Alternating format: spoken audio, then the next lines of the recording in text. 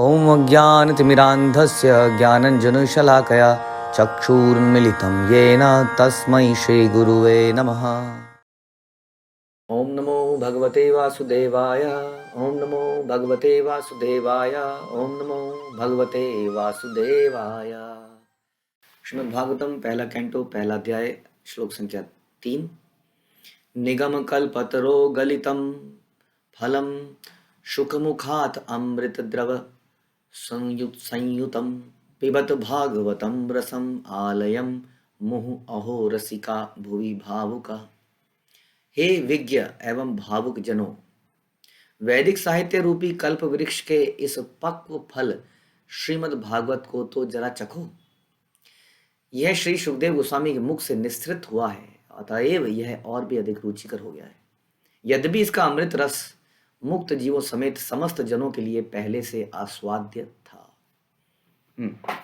यहाँ पर हम कंटिन्यू कर रहे हैं श्रीमद् भागवतम के मधुरता के विषय में कि ये कितना रस प्रदान कर सकती है। इस संसार में हर व्यक्ति किसी न किसी रस के पीछे भाग रहा है।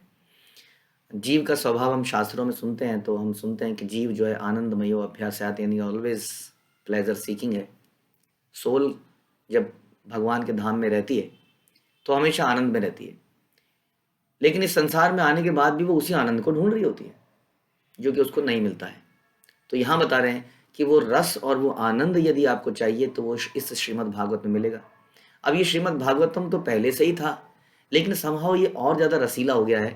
जैसा हमने पहले भी जिक्र किया था कि एक पेड़ में जब फल पक जाता है स्वतः ही, तो उसके ऊपर पक्षी चोंच मारते हैं, और जिस फल पे पक्षी ने चोंच मारा होता है, तोते ने चोंच मारा होता है, ऐसा पता चलता है कि वो फल सबसे मीठा होना चाहिए। हाँ, तो सुखदेव गोस्वामी उसी तोते की तरह हैं। उनका नाम भी शुक देव है। वो उन्होंने इस ग्रंथ को अपने मुख से बोलकर इसको और ज़्यादा शुद्ध बना दिया है। हमने शुरू में सुना था कि सुखदेव गोस्वामी का क्या चरित्र है, परीक्षित महाराज का क्या चरित्र है। तो श्रीमद् भागवतम जब ऐसे लोगों द्वारा सुनी जाती है जो परम शुद्ध हैं, तो इसके वास्तविक अर्थ जो है हमारे हृदय में आते हैं। अदरवाइज बीच में कई लोग प्रोफेशनल रिसाइटर बन जाते हैं, वो श्रीमद् भागवतम के मूल रहस्य को छुपा देते हैं, क्योंकि वो उन्हीं के हृदय में उजागर नहीं होते हैं, तो वो कैसे आपको बताएंगे। तो कहीं ना कहीं भागवतम फिर केवल एक औपचारिकता रह जाती है संसार में। इसलिए बड़ा ज़रूरी है कि भागवतम को हम शुद्ध भक्त के माध्यम से सुने, गुरु परंपरा से सुने, जो भागवतम को जीते हैं, जो भागवतम को केवल रिसाइट नहीं करते हैं, उससे इनकम नहीं अर्जित करते हैं, बल्कि उसको अपनी प्रसन्नता के लिए, अपनी शुद्धि के लिए गाते हैं, बोलते हैं और दूसरों को सुनाते हैं।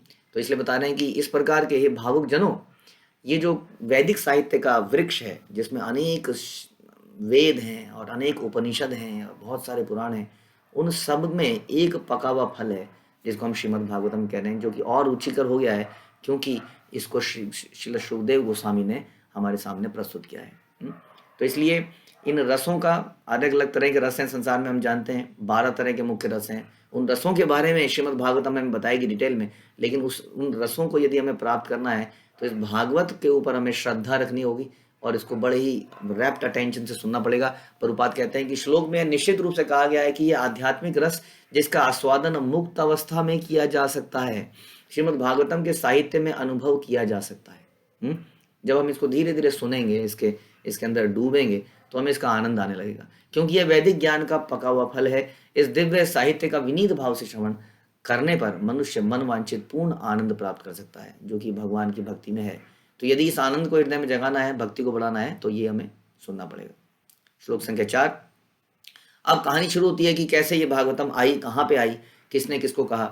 क्योंकि हमने सुना था कि ये तो ओरिजिनली सुखदेव गोस्वामी ने कही थी, परीक्षित महाराज को कही थी, जिस सभा में बहुत सारे महान व्यक्ति बैठे थे, जैसे स्वयं व्यासदेव, नारद मुनि, भृगु ऋषि, बहुत सारे लोग बैठे थे। लेकिन ये दूसरी बार भी फिर से कही गई, जो कि श्लोक से हमें पता चलता है। नेमिषे अनिमिष क्षेत्रे ऋषया शौनकादय सत्रम सर्गाय लोकाय सहस्त्र सममम आसत। एक बार नैमिषारण्य के वन में एक पवित्र स्थल पर शौनक आदि महान ऋषिगण भगवान तथा उनके भक्तों को प्रसन्न करने के लिए 1000 वर्षों तक चलने वाले यज्ञ को संपन्न करने के उद्देश्य से एकत्र हुए। तो ये बात है नैमिषारण्य की। नैमिषारण्य जो कि आज भी एक जगह हम देखते हैं उत्तर प्रदेश में पाई जाती है। तो इस जगह में श्रीमद् भागवतम दोबारा से बोली गई। तो ये जो जगह है यहाँ पर जो ओरिजिनल श्रीमद् भागवतम बोली गई थी शुकदेव गोस्वामी द्वारा, वहाँ पर अमंग्स द मैनी डिवोटीज जो कि सुन रहे थे, उनमें से एक थे सुत गोस्वामी। तो वो सुत गोस्वामी उसको सुनने के बाद केवल श्रवण विधि से, बिना किसी लिखे, केवल वो 7 दिन परीक्षित महाराज के साथ वो सारे ऋषि मुनि बैठे थे, वहाँ पर सुत गोस्वामी ने सुना और सुन के अब ये नेमिषारण्य में बताएंगे। अब नेमिषारण्य में चल क्या रहा है? नेमिषारण्य एक ऐसी जगह थी जो बताते हैं इट्स अ सेंटर, एक ऐसा सेंटर है एक नेमिषारण्य, जहाँ पे यज्ञ करने से आसुरी लोगों की ताकत कम होती है और साधु तत्वों को ताकत मिलती है। तो भगवान को प्रसन्न करने के लिए अलग अलग युगों में अलग अलग प्रोसेस है। हम सुनते हैं कि सतयुग में जो भगवान को प्रसन्न करने का जो प्रोसेस है वो है भगवान का ध्यान करना। और ध्यान 1-2 दिन नहीं करा जाता था। हम लोग जो मेडिटेशन करते हैं, आधा घंटा, 1 घंटा, 2 घंटा मेडिटेशन, वास्तव में हम देखते हैं कि सतयुग में जो लोग ध्यान केंद्रित करते थे वो कई कई हजार साल तक, कई बार कुछ लोग 50,000 60,000 साल तक ध्यान करते थे। तो मेडिटेशन का जो प्रोसेस है केवल सतयुग के लिए था। उसके बाद जो दूसरा युग आया जिसको हम त्रेता युग बोलते हैं इस युगा साइकिल में, तो त्रेता युग में हमने देखा कि भगवान को प्रसन्न करने के तो तरीके वो थोड़े बदले। हमने देखा कि भगवान को प्रसन्न करने के तरीके यज्ञ यज्ञ मुख्य प्रोसेस बन गया। उसके बाद द्वापर में डीटी वर्शिप, भगवान का विग्रह की सेवा मुख्य बन गया, और कलयुग में हरिनाम बन गया। लेकिन फिर भी इन बाकी प्रोसेस का भी कहीं ना कहीं कुछ महत्व रहता है, और कई लोग इन अलग अलग प्रोसेस को करते भी जाते हैं। जैसे आज की डेट में भी कई लोग आपको यज्ञ के प्रोसेस करते हुए दिख जाएंगे, लेकिन जो मुख्य प्रोसेस है वो इस युग के लिए हरिनाम है। हाँ, तो यहाँ पर जो है हम देख रहे हैं कि ये लोग जो हैं सारे ऋषि मुनि बैठे हैं एक साथ में, क्या करने के लिए? यज्ञ करने के लिए। यज्ञ किसके लिए? भगवान की प्रसन्नता के लिए यज्ञ करने के लिए। हम सुनते हैं यज्ञ की डेफिनेशन इज नॉट कि हम आग को एक साथ, लकड़ी को एक साथ मिला लें, उसमें घी डालें, उसमें आग लगा दें, कुछ मंत्रों का उच्चारण करें, केवल ये यज्ञ नहीं है। यज्ञ का प्रोसेस इज डिफरेंट, यज्ञ इज समथिंग डिफरेंट। हाँ, यज्ञ होता है कृष्ण की प्रसन्नता के लिए, विष्णु की प्रसन्नता के लिए जब हम कार्य करते हैं तो उसको हम यज्ञ कहते हैं। उसी को यज्ञ बोला जाता है वास्तविकता में। तो यहाँ पर ये लोग भगवान की प्रसन्नता के लिए यज्ञ के प्रोसेस में लगे थे।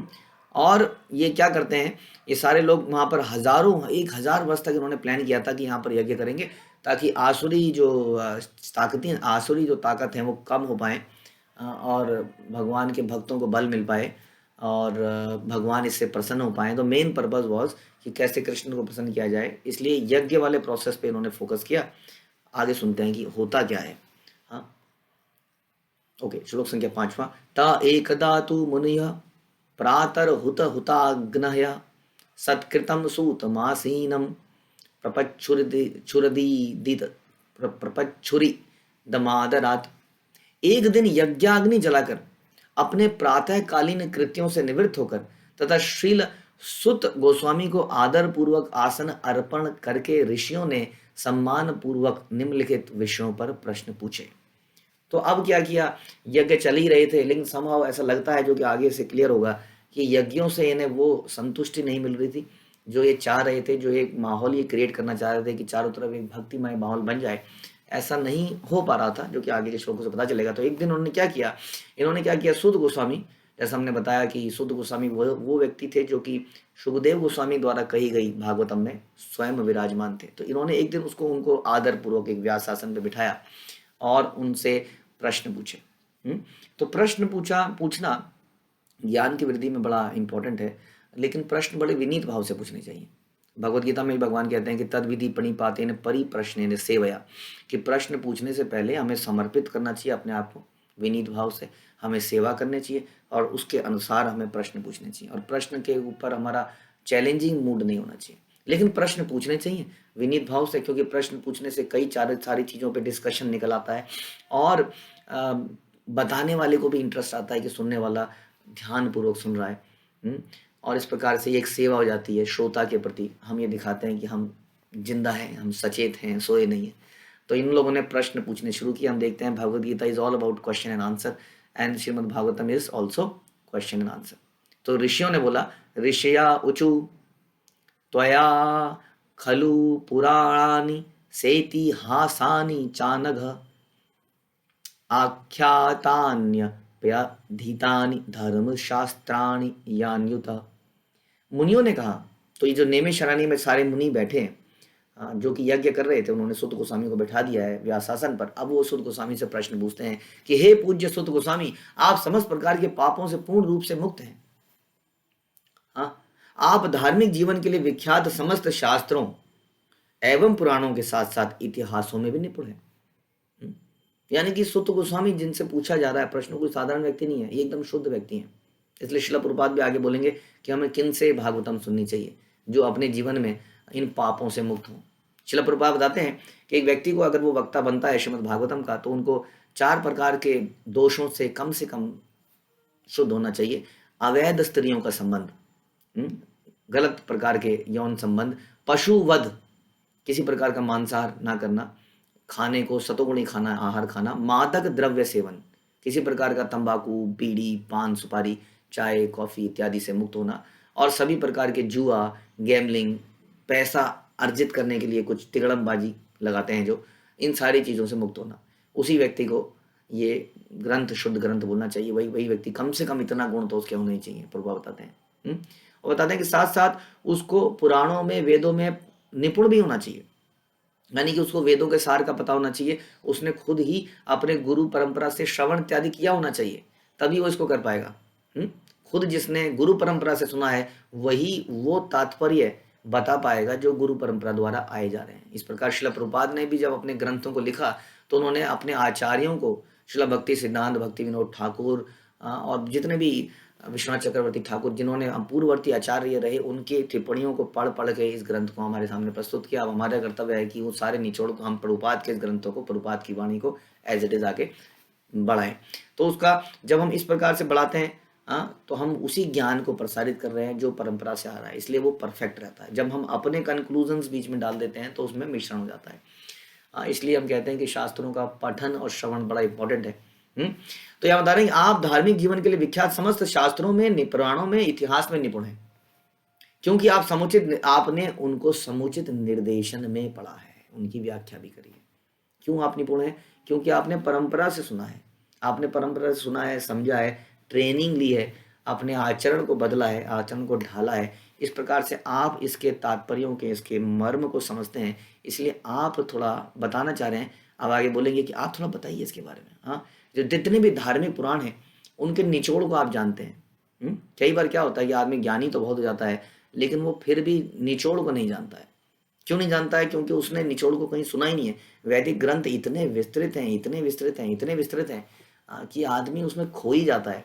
इसलिए जब तक वो किसी सेल्फ रियलाइज व्यक्ति से सुनेगा नहीं, तब तक वो इसके सार को नहीं बता पाएगा।